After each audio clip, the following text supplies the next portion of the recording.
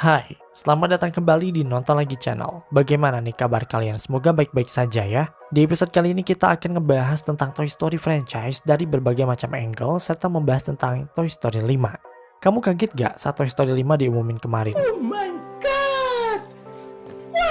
Apakah kamu mengira kalau Toy Story 4 adalah yang terakhir? Atau bahkan memang sudah sepantasnya itu yang terakhir? Kalau dilanjutkan lagi franchise kartun boneka ini, apakah tetap bisa bagus seperti film-film sebelumnya? Nah, kita akan membahas semuanya dalam video ini. Bersiaplah.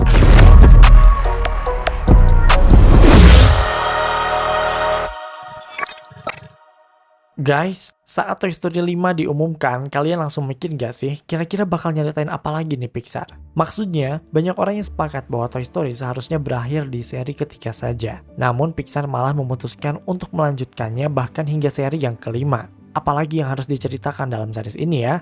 But anyways, dari semua series Toy Story yang sudah rilis, sadarkah kalian bahwa semua filmnya menceritakan perjalanan dan petualangan Woody? Dari Toy Story 1 hingga 4, Woody selalu menjadi highlight utamanya. Atas dasar inilah, banyak orang yang menilai bahwa Toy Story 5 juga akan menceritakan tentang Woody.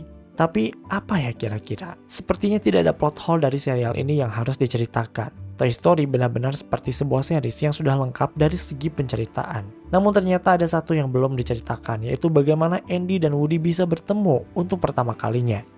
Kita tidak pernah tahu kapan dan bagaimana hal itu bisa terjadi. Hari ini, kita akan mencoba mengupasnya dan mungkin ini adalah plot utama dari Toy Story 5.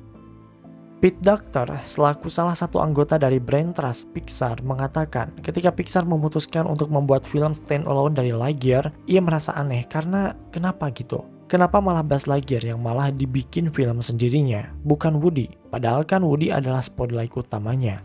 Nah, perkataan Pete Docter inilah yang membuat orang-orang juga berpikir bahwa mungkin Toy Story 5 akan menceritakan tentang original story dari Woody. Jika kalian ingat dalam film Toy Story yang pertama, Mr. Potato Head pernah mengatakan yang kira-kira dia bilang kalau Woody itu sudah jadi mainan favoritnya Andy sejak TK.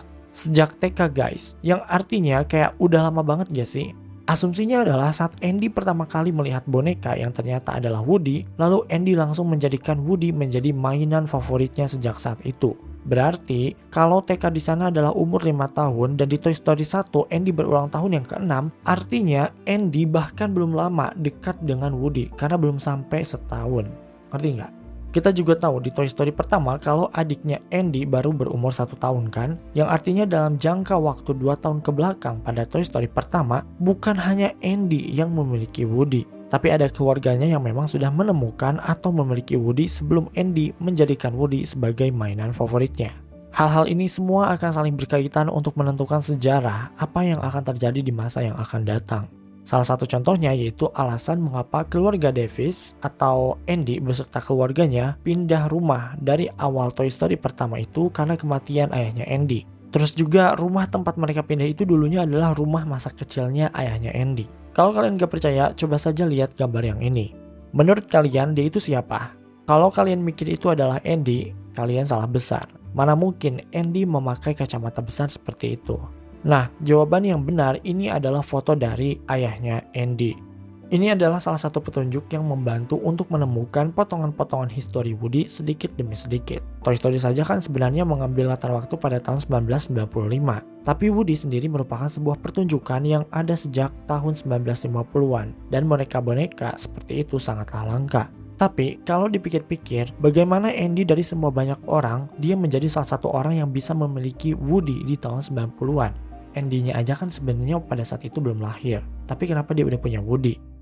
Bagaimana Andy bisa ada di rumah Davis? Jadi begini, pemilik pertama Woody yang sebenarnya bukanlah Andy, tapi ayahnya yang bernama Andy Senior. Ngomong-ngomong, ada 2 boneka yang Andy Senior punya pada saat itu, yaitu Slinky Dog dan Mr. Potato Head. Mereka merupakan mainan original yang sudah ada sejak tahun 1950-an. Jadi, setelah Woody reuni dengan teman-teman bonekanya di rumah Bonnie saat itu, Slinky Dog dan Mr. Potato Head seharusnya sudah mengetahui dan memberitahu Woody dan kawan-kawannya kalau ayahnya Andy lah yang merupakan pemilik pertama dari Woody, bukan Andy Junior. Tapi memang pada akhirnya Woody jatuh ke tangan Andy Junior. Tentunya hal ini bisa terjadi dengan berbagai macam cara, misalnya dengan Andy menemukan Woody di loteng dan berbagai macam kemungkinan-kemungkinan lainnya. Sampai pada akhirnya kebenaran pun akhirnya terungkap kalau Woody merupakan pemberian ayahnya kepada anaknya, yaitu Andy Senior kepada Andy Junior. Mungkin saja pemberian yang dilakukan ayahnya terjadi saat ia memberikan sebuah hadiah kepada Andy yang salah satu isinya itu adalah Woody. Namun kini Andy sudah beranjak dewasa, ia mungkin akan menikah dan mewariskan Woody pada anak-anaknya. Tentunya Andy tidak mungkin lagi dia akan terus bermain dengan boneka-bonekanya itu. Dan mungkin saja setelah zamannya Andy Junior ini telah selesai, akan ada Andy Junior lain yang akan memiliki Woody di suatu hari nanti. Jadi begitulah kira-kira kisah Woody yang sebenarnya. Dia akan menjadi boneka yang akan terus melanjutkan, menjaga, dan melindungi generasi ketiga dari keluarga Davis ini. Yang dimaksud yaitu mereka akan melanjutkan di Toy Story 6. Yang dimana generasi demi generasi dari keluarga Davis selalu ada di cerita tersebut. Dan mungkin saja itu akan terus berlanjut selamanya.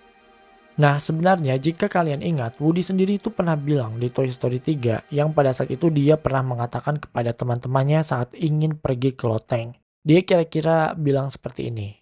Mungkin memang suatu hari nanti kita akan kehilangan teman tersayang kita, yaitu Andy. Dan suatu hari nanti kalau kita beruntung, Andy mungkin akan memiliki anak.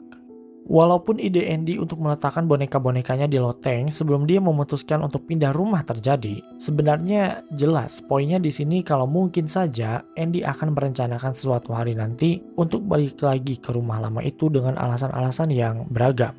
Sebenarnya dari semua hal tadi yang sudah dibilang kalau Toy Story itu semuanya tentang Woody, ada sesuatu hal yang penting untuk dicatat juga kalau Woody hampir di setiap waktu, apalagi di Toy Story 4, Woody itu selalu mementingkan kepentingan Andy daripada dirinya. Jadi kira-kira apa ya yang akan terjadi dengan Woody dan teman-teman bonekanya? Apalagi seperti yang kita tahu kalau boneka-boneka yang ada di Toy Story ini punya kehidupan yang immortal, dalam arti mereka tidak akan mati. Tentunya akan ada generasi-generasi lain yang hadir dalam hidup boneka-boneka ini yang akan selalu hadir menemani manusia-manusia yang tentunya tidak memiliki umur panjang, seperti ayahnya Andy. Jadi saat generasi demi generasi hadir satu persatu, Woody, Buzz beserta teman-temannya akan hadir menemani mereka dan menjadi teman baik selama mungkin yang mereka bisa. Kira-kira buat kalian yang punya boneka dan ternyata boneka kalian itu bisa hidup, apa ya yang akan dirasakan mereka saat mereka tahu kalau kita nggak punya umur panjang seperti mereka? Mereka pasti bakalan sedih ditinggalin sama kita.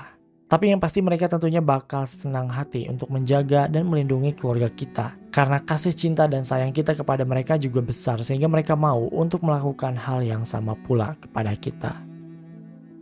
Oke guys, itu dia sedikit teori gelap dari Disney Pixar part 39. Semoga kalian bisa terhibur ya. Terima kasih karena telah menonton video ini hingga akhir. Luangkan waktu untuk like, share, dan komen jika kalian suka video ini. Tekan tombol subscribe dan aktifkan notifikasi loncengnya supaya kalian tidak pernah ketinggalan video-video terbaru dari kami. Dan sebagai bentuk dukungan kalian terhadap berkembangnya channel ini, mari terhubung lebih dekat dengan cara follow kami di Instagram dan TikTok di @nontonlagi untuk mendapatkan info dan rekomendasi film terbaik. Dan jangan lupa Creepy Crime Case kini hadir di Spotify. Sampai jumpa di episode Nonton Lagi channel berikutnya.